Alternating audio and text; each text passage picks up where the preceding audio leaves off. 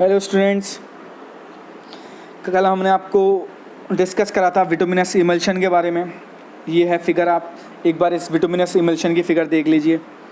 ये इस तरीके का इमल्शन होता है जिसको विटामिन को वाटर 40 से 50% वाटर और सोप मिला के प्राप्त किया जाता है। ये है विटमिनस इमल्शन।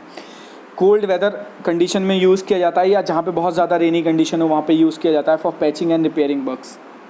ठीक, विटामिनस प्राइमर्स होते हैं, जिस तरीके से मैंने बताया था आपको अभी विटामिनस इमल्शन के बारे में, वैसे ही प्राइमर्स होते हैं। In bitumen primers the distillate is absorbed by the road surface on which it is spread. The absorption therefore depends upon the porosity of the surface. जितना ज़्यादा पोरस होगा यानी जितने ज़्यादा पॉइंट्स होंगे, हो सकता है उतना ज़्यादा एब्जॉर्ब कर ले वो।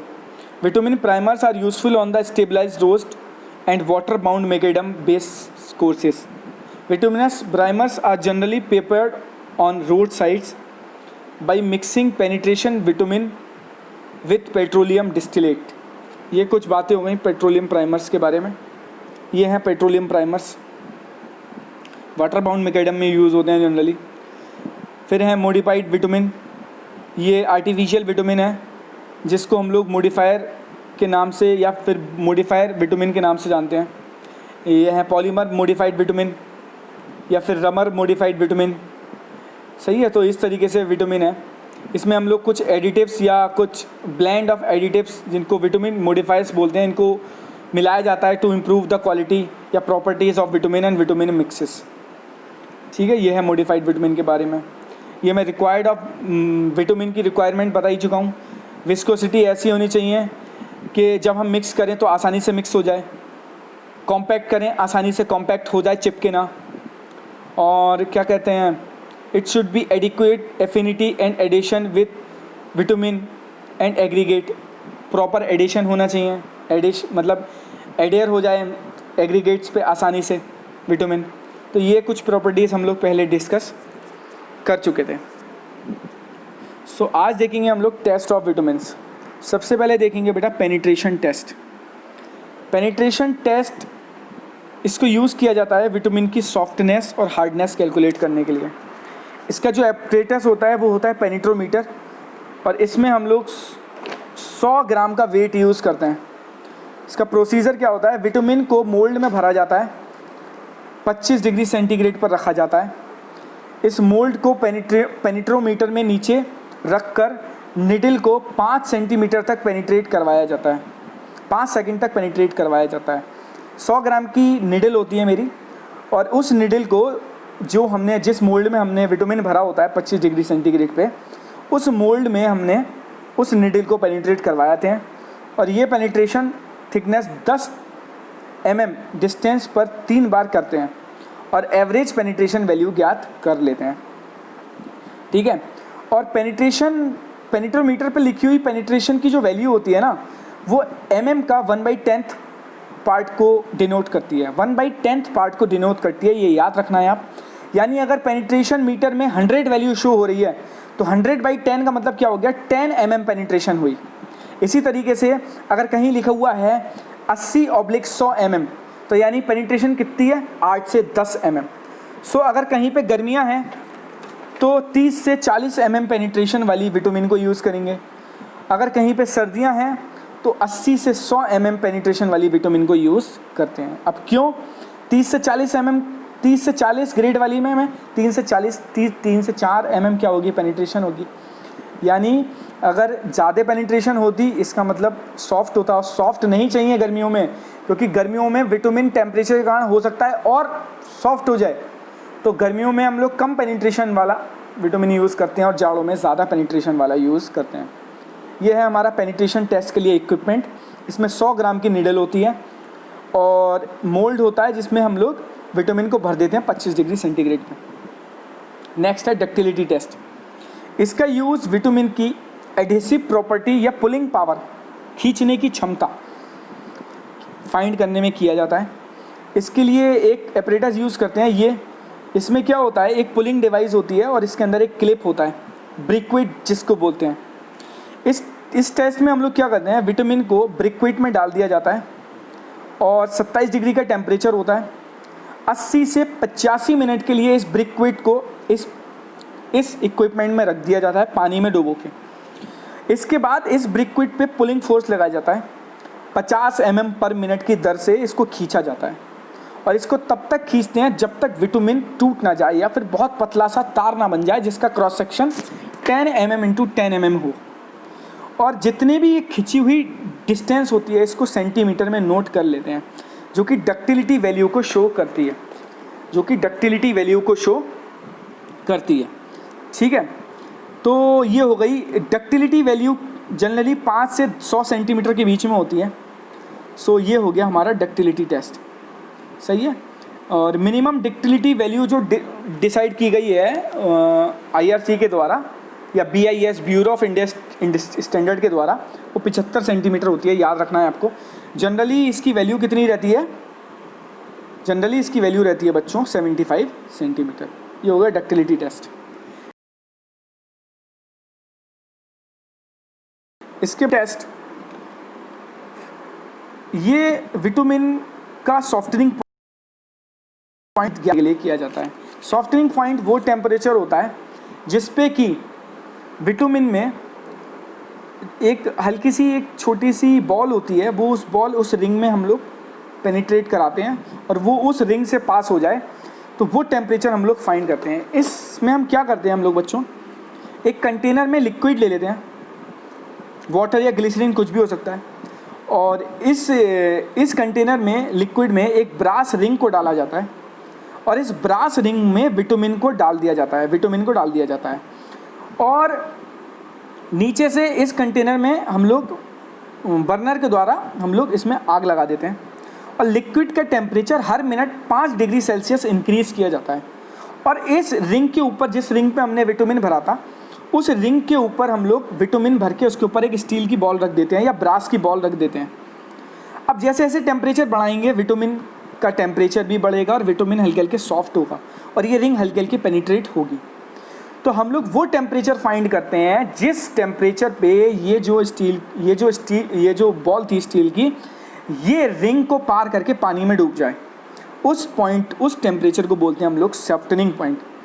और विटामिन के लिए सॉफ्टनिंग पॉइंट जनरली 35 से 70 डिग्री सेल्सियस होता है, ये आपको ध्यान रखना है।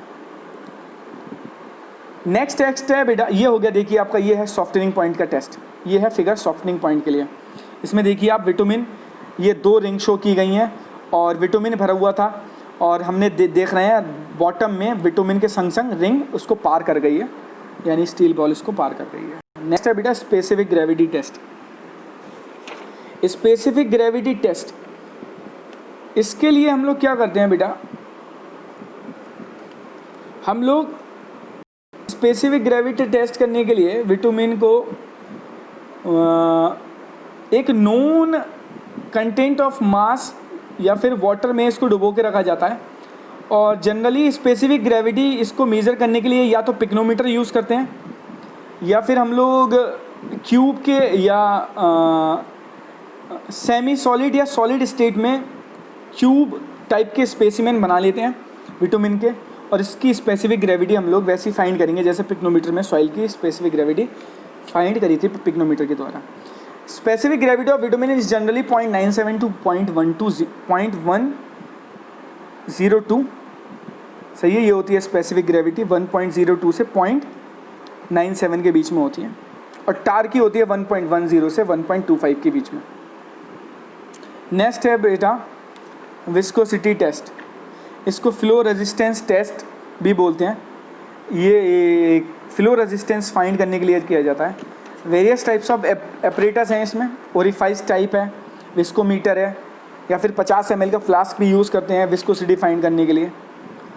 इसमें क्या होता है, विटामिन को विस्कोमीटर में रख कर नीचे लगे हुए एक फ्लास्क लगा होता है इसमें विस्कोमीटर में नीचे, उस फ्लास्क में विटामिन को पास कराया जाता है और फ्लास्क को भरने में जितना भी टाइम लगता है विटामिन को उसको सेकंड में नोट कर लेते हैं जो उसकी विस्कोसिटी को डिनोट करता है।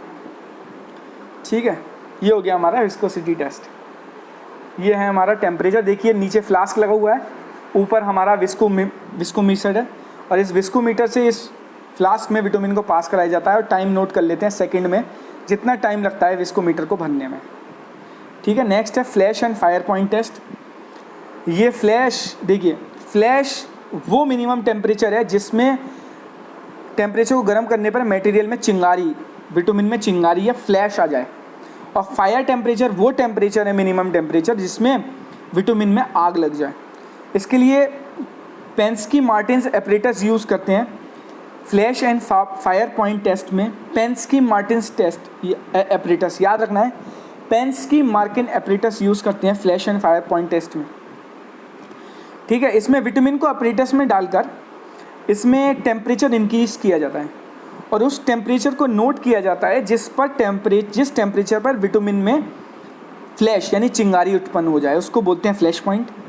और फिर टेम्परेचर बढ़ाते हैं और इतना बढ़ाते हैं कि विटामिन में 5 सेकंड के लिए आग लग जाए और उस टेम्परेचर को नोट कर लेते हैं, उसको बोलते हैं फ्लैश या fire point test, fire point. ठीक है, flash point for closed Pensky Martin apparatus test is 175 degree Celsius. Flash point for closed Pensky Martin apparatus is 175 degree centigrade. ये है हमारा apparatus flash and fire point test. Next है बेटा float test. Float test, इसके द्वारा vitamin की consistency को find किया जाता है, कितना कंसिस्टेंसी है हमारे विटामिन की। इसके लिए एपरेटस यूज़ होते हैं, एक एल्यूमिनियम फ्लास्क होता है और एक ब्रास का कॉलर होता है। इस टेस्ट में एल्यूमिनियम फ्लास्क में विटामिन को भरकर उसके ऊपर ब्रास कॉलर से बंद किया जाता है। इस फ्लास्क को 5 से 6 डिग्री 50 डिग्री टेम्परेचर वाले पानी में रखा जाता है 5 से 6 मिनट के लिए। जिस टाइम पर पानी फ्लास्क में पेनिट्रेट हो जाता है उसे सेकंड में नोट कर लेते हैं और उसी को बोलते हैं फ्लो वैल्यू। ठीक है, इसके लिए ही फ्लो टेस्ट कंसिस्टेंसी के लिए फाइंड किया जाता है।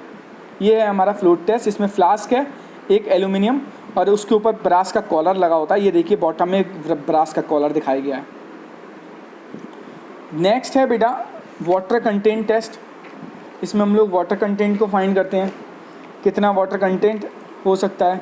जनरली जो वाटर एब्जॉर्प्शन है it should not be greater than 0.2 से 0.6%, मैं आपको बता ही चुका हूँ ये। फिर है लॉस ऑन हीटिंग टेस्ट, कितना लॉस।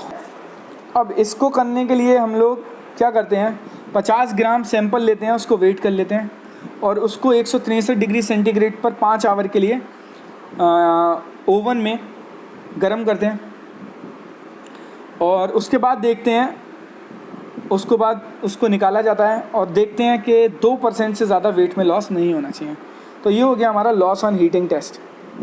ठीक है, ये हो गए टाइप्स ऑफ विटामिन टेस्ट, मैंने सब आपको बता दिए और उनके आगे कोड भी लिखे हुए हैं, कौन सा आगे कौन सा कोड है, तो ये भी आपको याद रख।